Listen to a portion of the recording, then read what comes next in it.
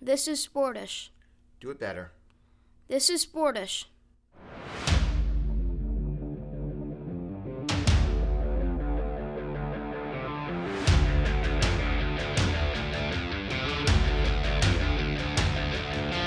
This is Sportish.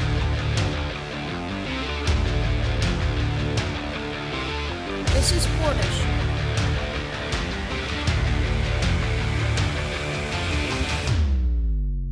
This is Sportish.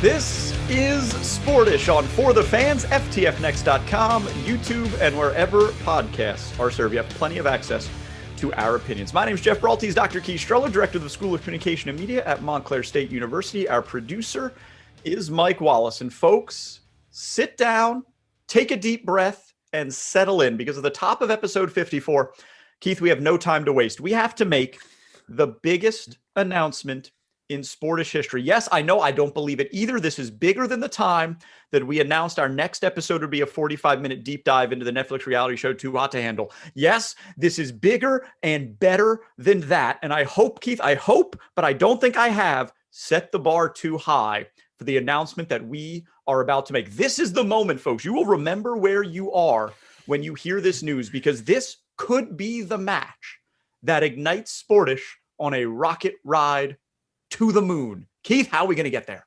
Yeah, I don't think you've exaggerated at all. In fact, if anything, you've probably undersold the magnitude of this announcement.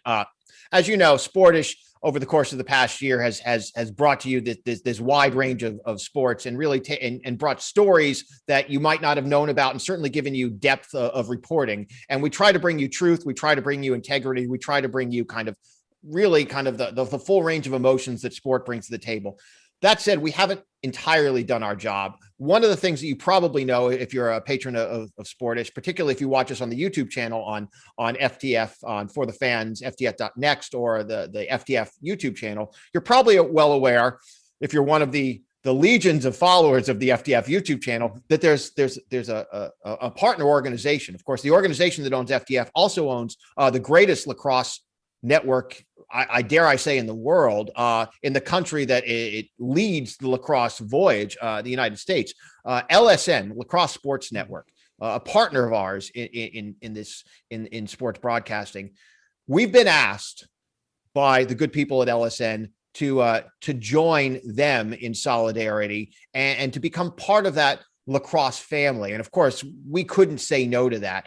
Our services are needed. So what we've decided, of course, we can't disband Sportish. Sportish is Sportish. Sportish will live.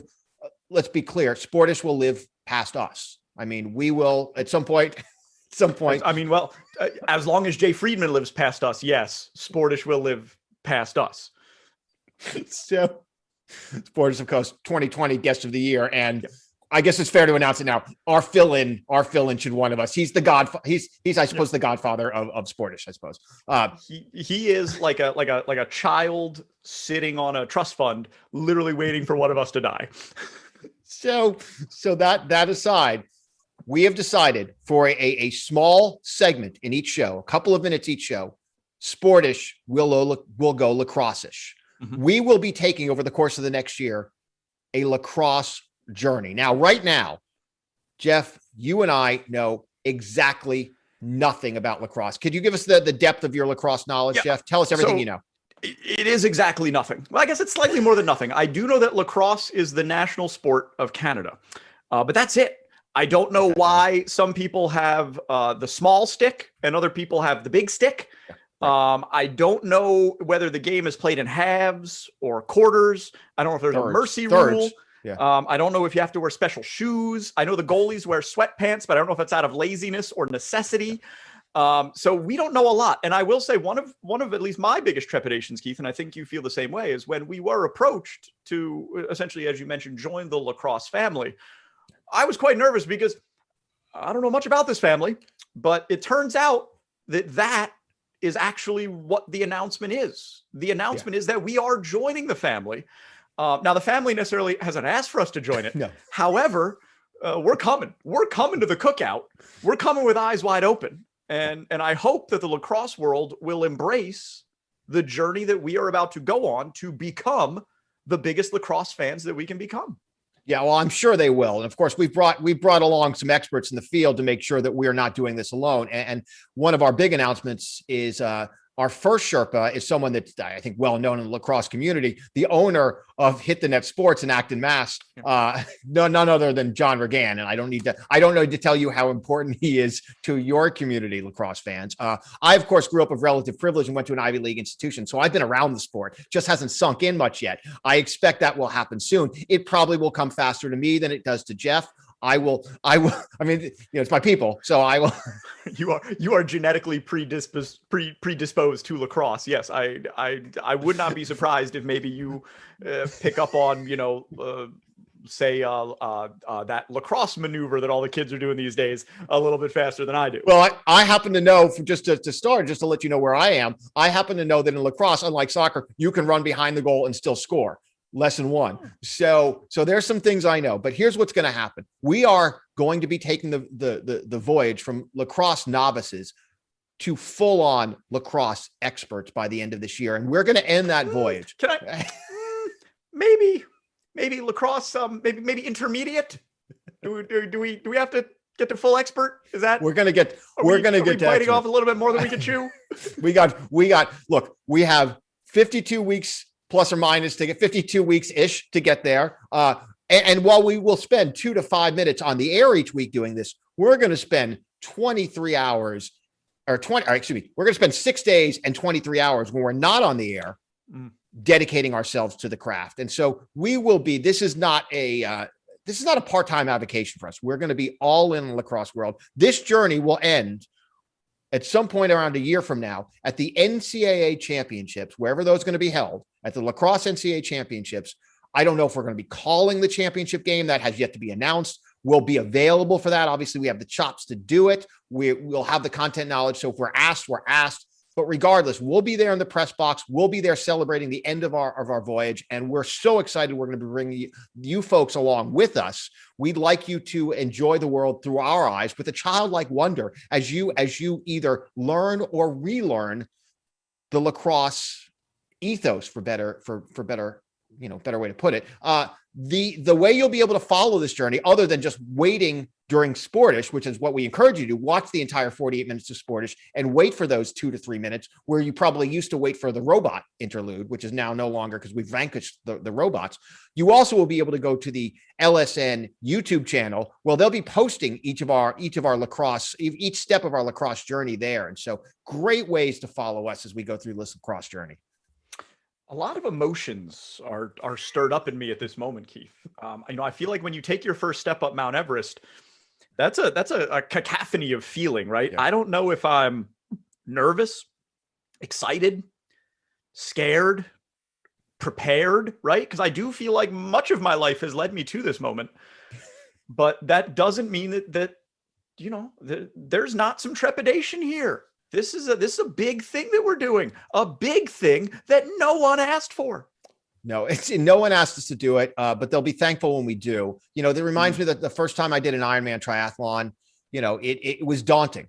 It's daunting when you think about this, but how do you eat an elephant? I mean, one bite at a time. So we're going to take this one step at a time. We're going to bring John Regan on, of course, your lacrosse champion, as well as our Sherpa on next week. He's going to walk us through some of the basics, and we're going to do everything from fashion to style, to music, to hair, to the sport itself as we work our way along this road to the pinnacle of lacrosse. By the time we're done, we're going to look like lacrosse bros. That I'm sure of.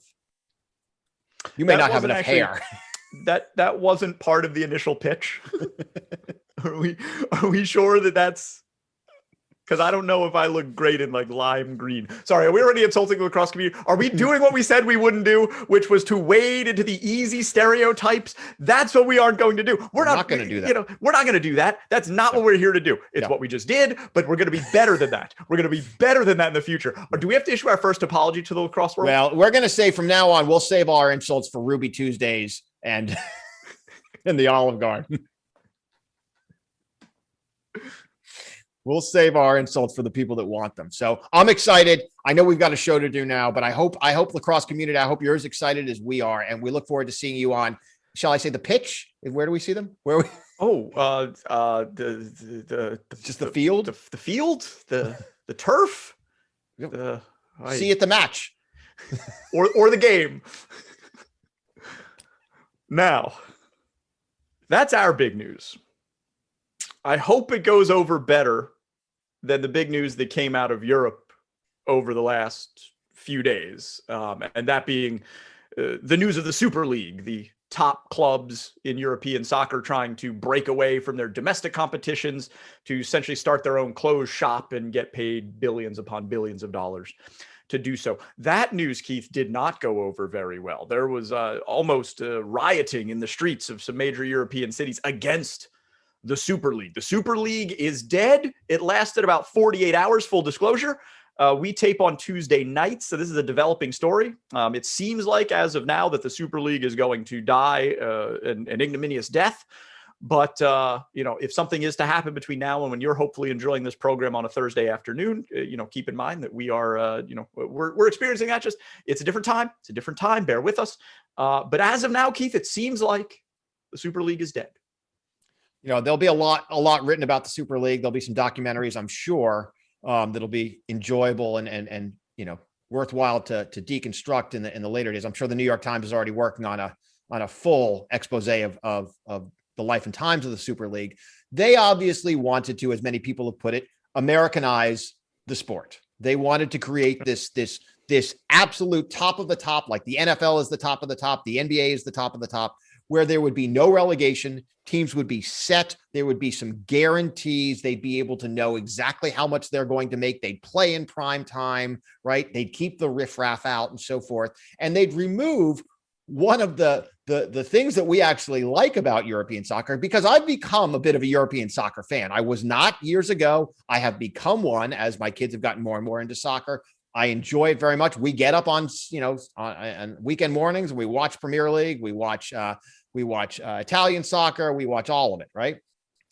It would get rid of the greatest joy in all of sports, which is the relegation, where teams are playing simply not to get thrown down into a worse division. One of the greatest insults in all of sport, being told that you're not good enough to be at the party anymore. And by the way, as long as we're into it, probably the thing that I would like to be involved in all of our lives. I would like relegation to be a part of everything. I think at your job, you should be able to say, you know what, Frank from accounting, you're kind of not good enough for this company. We're going to send you down to a lesser company, right? That people should constantly be moving down and up. We shouldn't be laying people off. If you're Joel Osteen and you're the preacher of the head of a mega church in Houston, let's say you're having a rough couple of years. Maybe it's time for you to get shipped down to a smaller church in Beaumont.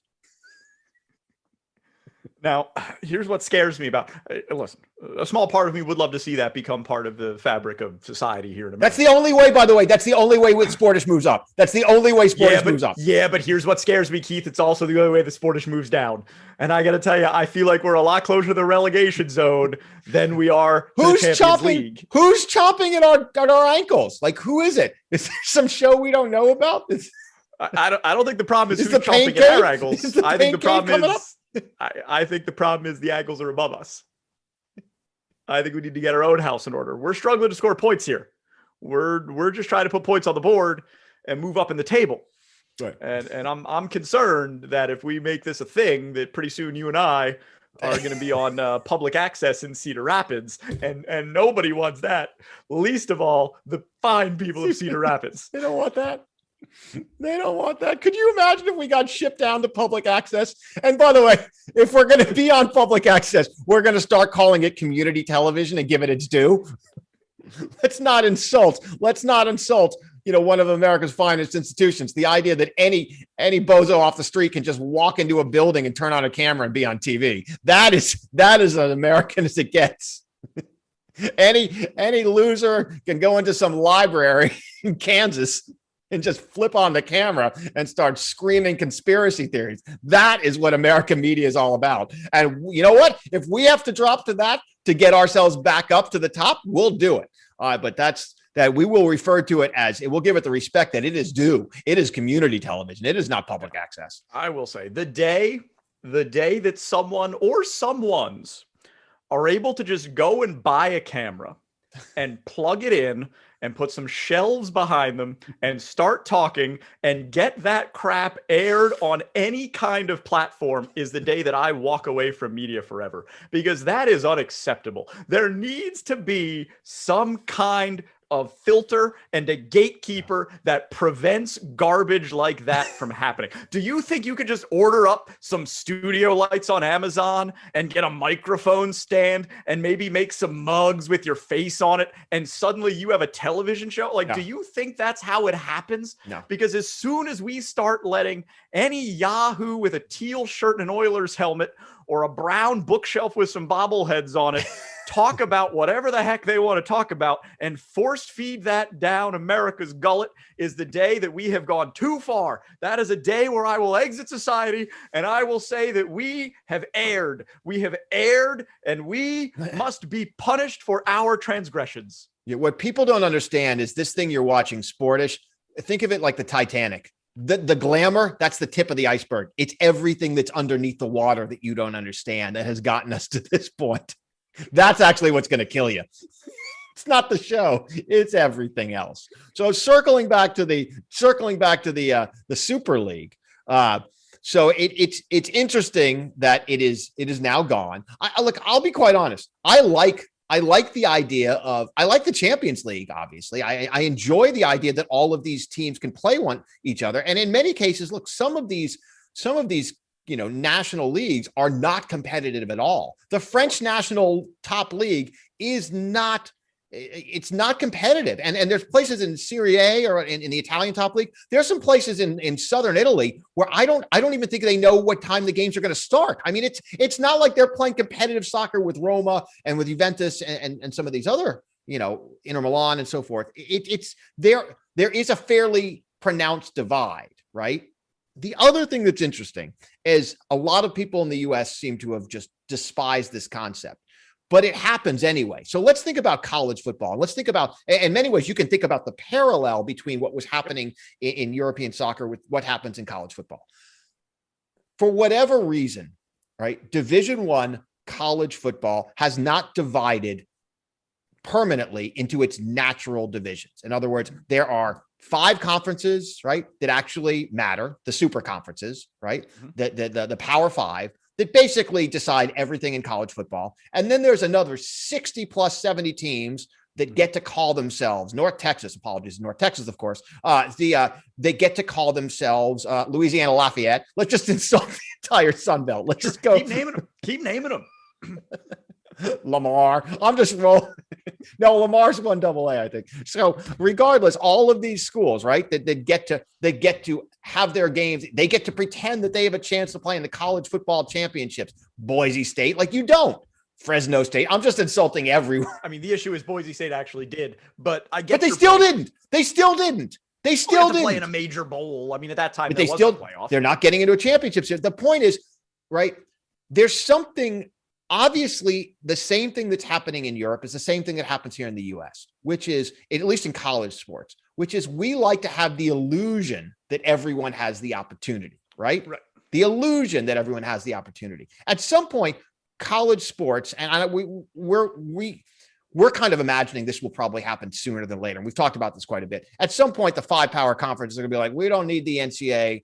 Particularly if Supreme Court legislation goes as it might, where they're like, well, you got to change all the rules. This is antitrust violation. You're going to have to pay. There are going to be 5 conferences that say, screw it. We're going to start our own thing. And guess what, North Texas, you can play in the B League and you can play for whatever you want. And at some point that may happen in basketball as well, right? Where they just chop off the top 50 schools and it is what it is, right? So this is the same conversation we have here in the US. The idea that we like to have this illusion that everyone has the chance to play. What it would obviously do in Europe is cut a lot of these smaller market teams at the knees because they would no longer be getting essentially a revenue share. In some ways, this argument is really an argument about capitalism versus socialism in a very crude kind of way. Yes. Well, and so couple of points I want to react to. First, look, I do think the clear parallel is between the Super League and Division I college football in America. And I do wonder if the backlash to the Super League is going to be something of a warning shot to college sports. Because if you think about it, right, you broke it down into the 5 power conferences. But as soon as they break away as the 5, you're going to have the same problems that you had before with all the schools you disparaged. You're just going to change those names to Wake Forest and Kentucky and whoever's at the bottom of that State. league. Let's Keep naming them.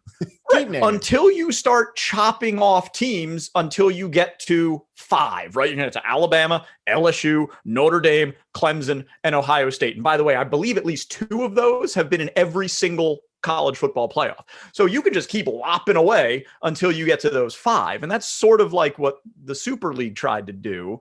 And there was a lot of backlash against that because at a certain point, right, you want Appalachian State to have the opportunity to beat Michigan. Now, this isn't saying you want to watch Appalachian State, Michigan every day of every weekend, but you want to know that it's possible. And on the rare occasions when it does happen, like when Leicester City won the Premier League at 5,000 to 1 odds, however many years ago, right?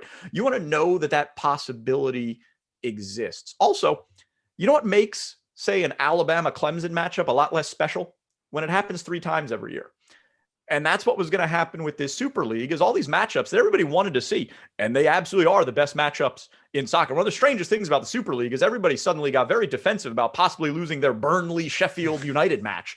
But what makes, say, like Real Madrid playing, Manchester City, right? 2 of the top teams, but they play in different domestic competitions special is it doesn't happen all the time. And if it starts to happen all the time, it becomes less special. And, I very much wonder if the negative reaction to Super League is going to give college football pause because I'm with you. I feel like that's coming. It feels like it's been coming for a long time now because it seems like the current model is unsustainable, which, by the way, so does the domestic league model in European soccer. That doesn't feel like a particularly sustainable model over the long run. I wonder, though, if we've learned that, maybe it's sometimes best to leave well enough alone. Well, it's a question of whether you should leave money on the table because this exists because it is a bit socialistic in nature, right? Yes, and correct. And so while I think at the core of like professional sports is this capitalistic impulse to get every last dollar, which is why you go and it's particularly enticing right now when every media contract is up for grabs, where streaming media has become this incredibly viable option and where cable, kind of guaranteed cable dollars are no longer guaranteed. So it is very much the wild west of sports media production and broadcast. And so, which means an entirely new group of alliances needs to be formed to figure out how you make the most money. What is challenging, because look, if this Super League, everyone would be like, I hate it. And then we'd all still watch it. Right? They'd hate it and then we'd all still watch it. There would be an enormous amount of money made for those particular organizations. The question is, over the long haul, is that mean less money overall and it weakens the system that provides the wealth to everyone? Yeah. And I think the answer is probably yes. Oh, no, the answer is definitely yes. Because one of the reasons, probably the reason I'm most happy that the Super League is dead is because when the billionaires tell you that all you have to do to be better is to give them all the money and trust that they're going to kick it back down to you, they're lying.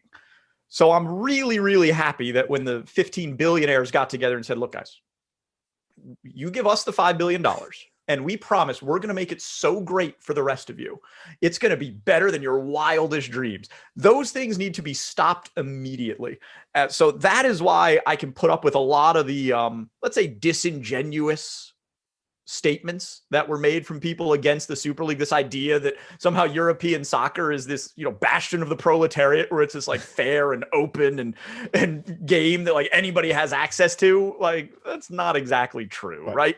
And also like this was the first time something like this has ever happened. This is like the 3rd time something like this has happened in the last 30 years. The Champions League was this, the expansion of the Champions League was this, heck, the creation of the entire Premier League was this. European soccer has been killed more times than a cat, right? Like that game has died 700 times over its history. And this is just the last thing that was going to end the sport as we know it. It wouldn't have done that. But it would have been a massive power and money grab for 15 really, really rich people. And I'm glad that we were able to defeat it because there is nothing that will destroy something faster than just giving all the money to a couple of people at the top and then trusting that they're going to do what's good for everybody else. All right. Thank you, Bernie Sanders. So the hope you feel good about yourself. I feel great about myself. Right. Vote You're for me.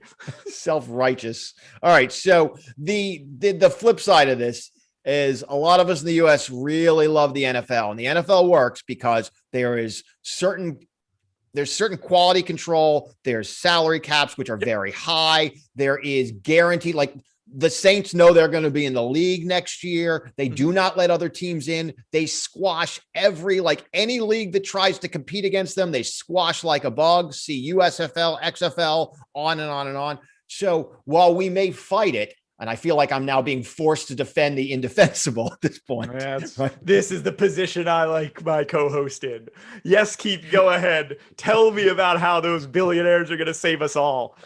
They're not going to save us all. How altruistic they are and how they have the soul altruistic of the game at heart. I'm not saying they are. I'm saying neither are we. We like the NFL because it brings us a certain quality of high level of competition, right? And so I think it was a bad idea because part of the joy of soccer, if you enjoy watching soccer, is the tradition, the history, these small teams. I mean, this is why we like all these cups where soccer's a weird sport, right? Where basically you can get a club team that plays in the tournament that if they win enough games, they're playing it like they're playing for a world championship. Like it happened this year when Tottenham had to go to Lord knows where to play that like 8th tier team. And it was one of the coolest things that ever happened. We like that. Just like you like watching Butler play in the NCAA championship, right? Just like we all like watching Chaminade beat the Ralph Sampson Virginia team way back in the day because you can schedule a Division II school against a Division I school in a preseason tournament. We like all of that, but we also, the most profitable sports engine in America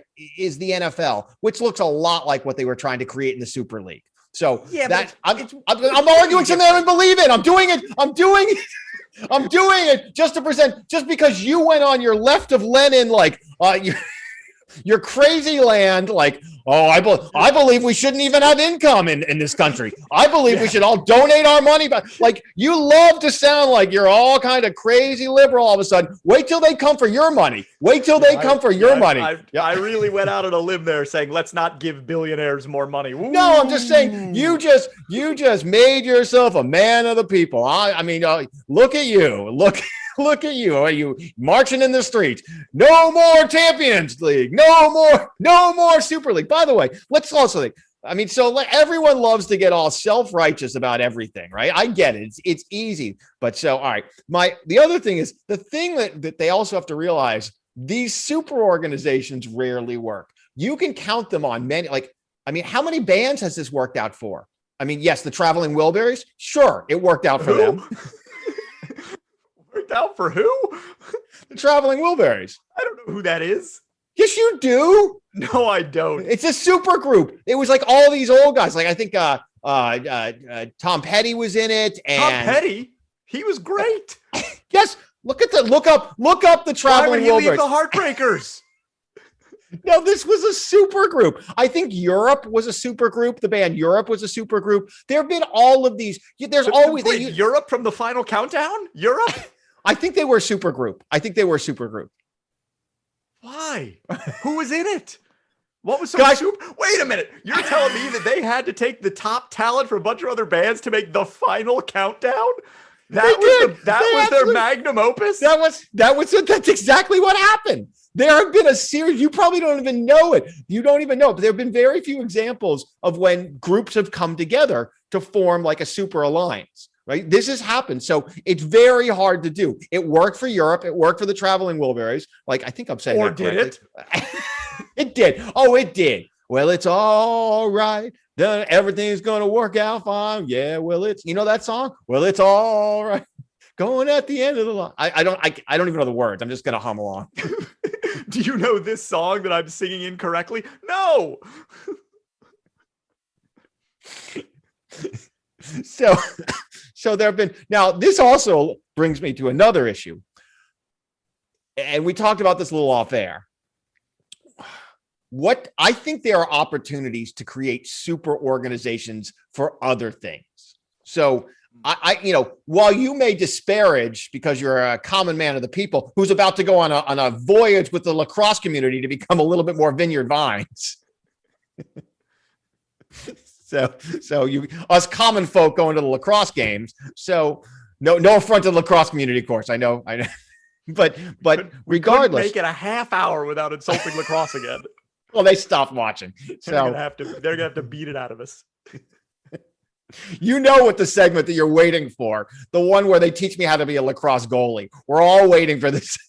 It's literally it. I hope they teach me how to fire the lacrosse ball. Does the ball have a special name, or is it just a lacrosse ball? It's a lacrosse ball. Okay. But they're hard. They're hard. I know. You can hurt yourself with that thing. So I'm wearing the full helmet. I mean, I'll look like Goldberg from the Mighty Ducks. I'm going to have more padding on me than you can imagine. So, but I was thinking if we could do a super, like if we could get a lot of great things together and pull the best and make one super, I think, what would you think the super fast food restaurant would be? Like if you were to pull the premier items. You pull the premier items, right? So you got your Big Mac from McDonald's, now this requires some discussion about where you draw the line of what's a fast food restaurant, right? So I'm only going to go with the big ones, right? The one that you consider a fast food restaurant. Not like, this is not the place for the argument. Like, is Five Guys a fast food restaurant? We're not getting into that. That's not where. No, but I agree. I think it's got to be a place. Here's where I put the fast food. You have to be able to do a drive-in. If there's no way to do a drive-in, right. I think that's it. I think you're right.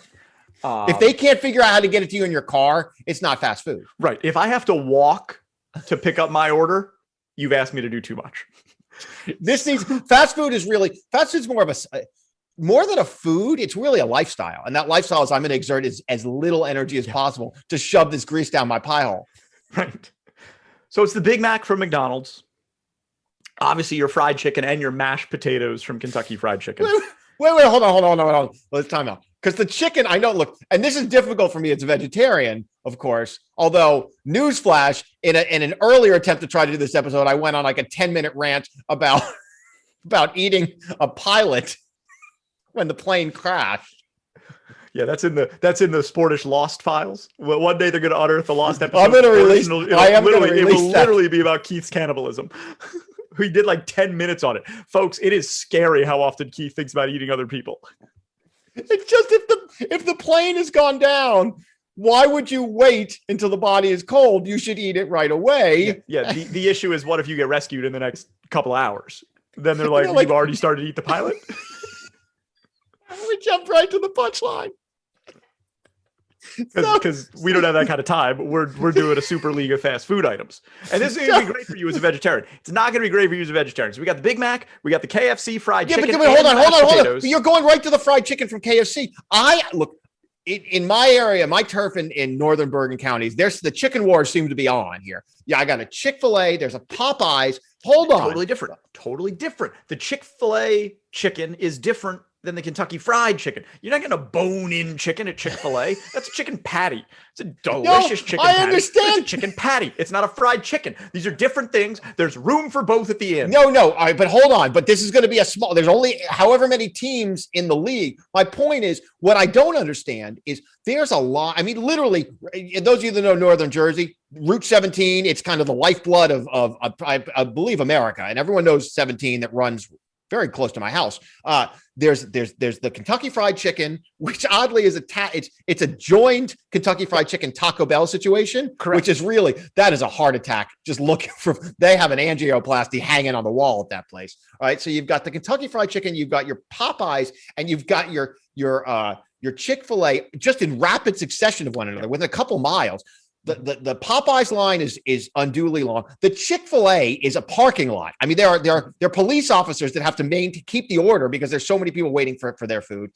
But the Kentucky Fried Chicken, which apparently has just released a new chicken sandwich, you can just walk right in and get it, and apparently get a chalupa at the same time. Why is it that the Kentucky Fried Chicken sandwich gets no respect? They're the originators of the art, of the craft. But no, they do fried chicken on the bone. It's a totally different experience. It's a totally different chicken experience. The classic fried chicken and the chicken sandwich, yes, they're comprised of the same main ingredient, but they're vastly different. You could have a chicken sandwich one day and then fried chicken the next and not feel like you had the same meal in consecutive days. And by the way, I need to blow your mind real quick. Because you know how you can go to that KFC/Pizza Hut, the dual structure? there are a couple of places in this great land of ours called America where the KFC and the Pizza Hut is joined by a third cousin. Tell me it's Baskin Robbins. And that is a Taco Bell. They're known as Kentaco Huts, and they will blow your mind. Well, it has the Kentucky Fried Chicken and the Taco Bell. Those are the two they have together. They don't have the third though. Oh, no, the Pizza Hut. They don't have the Pizza Hut. Okay, so yeah, Kentucky Fried Chicken, Pizza Hut, and Taco Bell have this odd menage a trois sometimes, where they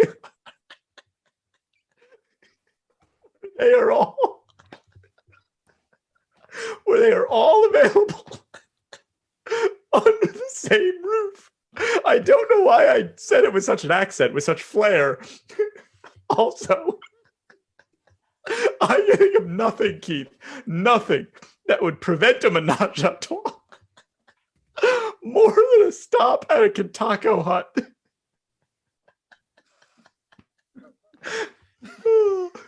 I told you I was going to blow your mind. Did I do it?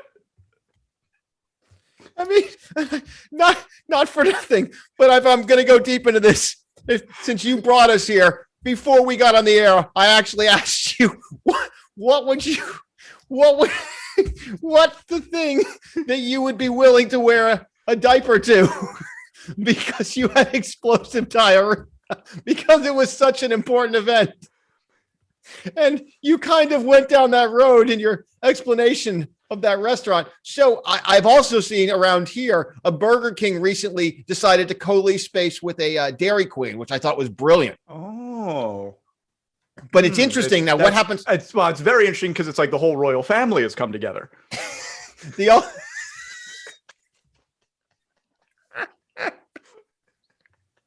You didn't put that together? There was Burger King and Dairy Queen? I didn't. All I was trying to figure out is who goes there and orders a Burger King shake. Like, who does that? How do you walk in there and get a Whopper and not get the Dairy Queen shake? So that's really where and the problem is Dairy Queen has fries. Like, there's too much crossover. I've never even thought about the names. I've spent a lot of time, months and months, thinking about the crossover items and how they handle the ambiguity. Because you're now forced into a binomial decision when you walk in that door.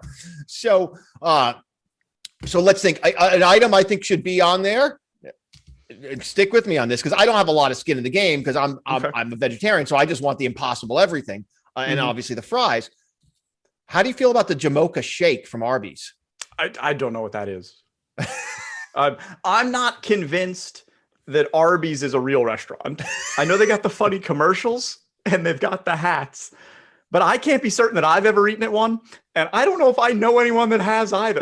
You're looking at one right now and they have the meats. And so before I stopped being a murderer and became a vegetarian, I did have a hankering for the Arby's roast beef sandwiches. They're pretty good. They are pretty, and they're committed to unhealthy. They have no interest in trying to clean that up for you. So I think the Jamocha shake would be on there. I'm sure that the Chick-fil-A waffle fry seems like that would be part of it. It's a great fry. It's up there with the McDonald's French fry for your elite breakfast potato, your elite fast food potato. Right. So here, all right. So we've gone through this. I know we actually have other things to discuss. We do. Yes, we do. So let's put closure on this. This sounds like a great restaurant, doesn't it? Oh yeah, I'd eat there. But does it destroy American fast food? Now let's go full circle on this. Apparently the Super League was going to destroy.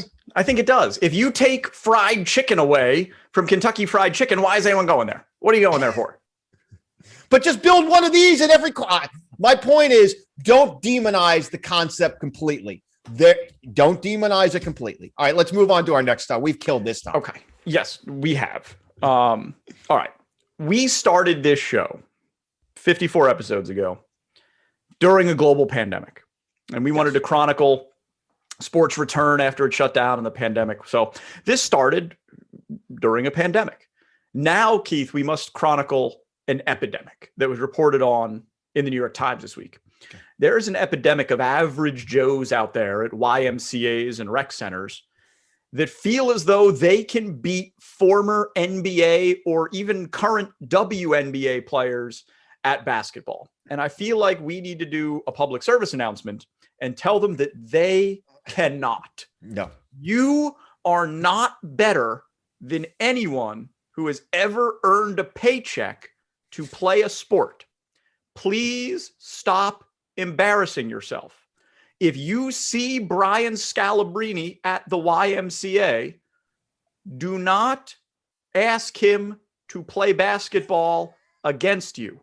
You will look stupid. Keith, these athletes are so much better than the average person. So Scalabrine was one of the athletes that was chronicled in the conference, who doesn't look the type necessarily, a little doughy, right? But in each instance, destroyed anyone who dared to challenge him. Look, it is.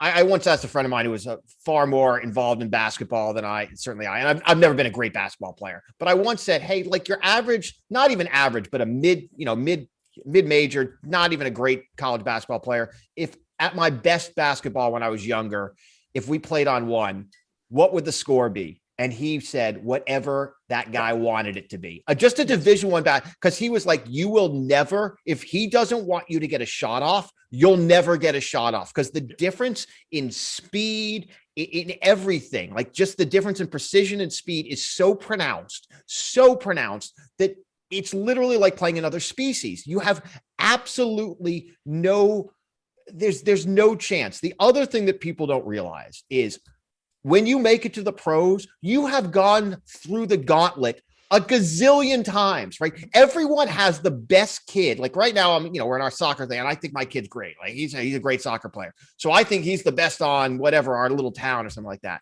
There are a gazillion towns in the United States. Everyone has a best kid in their town. And when you get those gazillion together, your kid doesn't look so good anymore. And all of a sudden, there's a whole other group that's that much better. And it keeps winding and winding.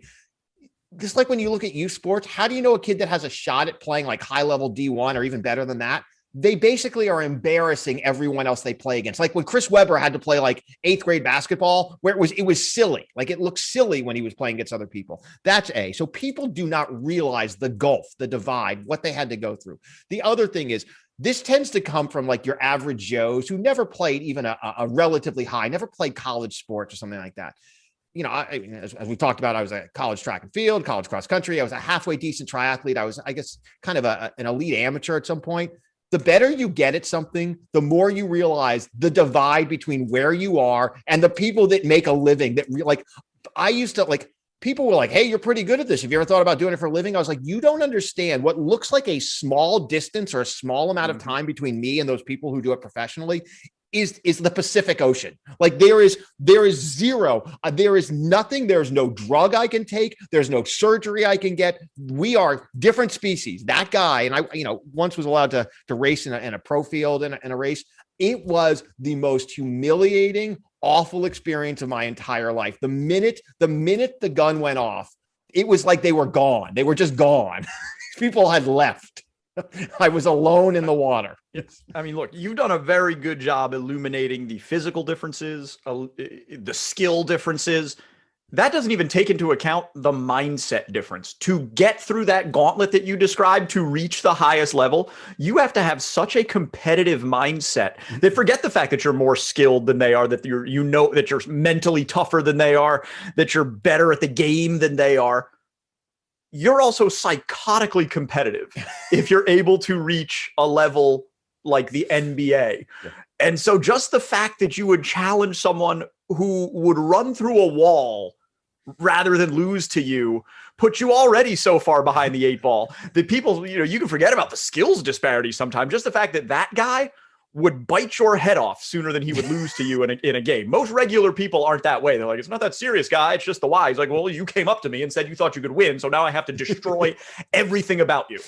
Yeah. I mean, honestly, there was, the best guy on our cross country team in college was a guy who's really good. He ended up being fifth in the Olympic trials at one point in the 10,000. So he was now still nothing on the international stage, didn't make the Olympic team. And obviously the U.S. distance running crew wasn't near what the Kenyan, Ethiopian crews were. So he was a very good runner. I think he won the Philadelphia Marathon at one point. But the worst part about having to do like workouts with him and repeats with him wasn't that he was just faster than us. It was that he was tougher and wanted it more. And you knew that like he was going to make you suffer more and more because that was his world. He wanted to hurt. He wanted like as much hurt as I thought I could put myself through.